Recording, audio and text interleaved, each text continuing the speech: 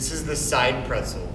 This is a mobility drill to stretch out your hips, and the position allows us to lock up your lumbar spine and allows us to drive extension and rotation into the thoracic spine, which is where many people have deficits. So we're gonna go to the ground. We're gonna lay on our left side. We're gonna bring our right leg over to the ground. From here, with my right shin on the ground, I'm taking my left hand and I'm grabbing the back of my knee, and then I'm gonna pull my left heel to my butt, and I'm grabbing my ankle with my right hand. I'm gonna squeeze my left butt cheek.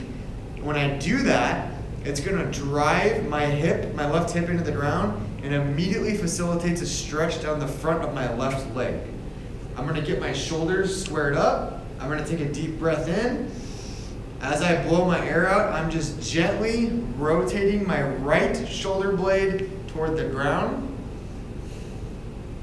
And I'll go to a position where I feel tension.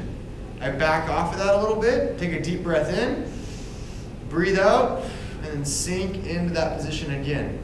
If like me, you may have to use your left elbow to kind of push into the ground to facilitate more thoracic spine rotation. And you're trying to keep your left butt cheek turned on the whole time to keep a stretch into that left leg. And you can also pull your heel toward your butt to create more of a stretch.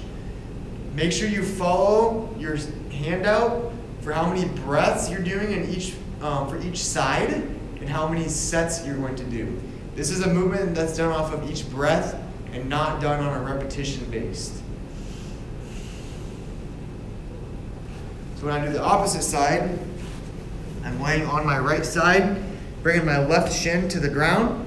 My right hand is gonna go to the back of my left knee, and then I'm gonna bring my right heel toward my butt, and I'm holding my ankle with my left hand. I'm starting with my shoulders stacked.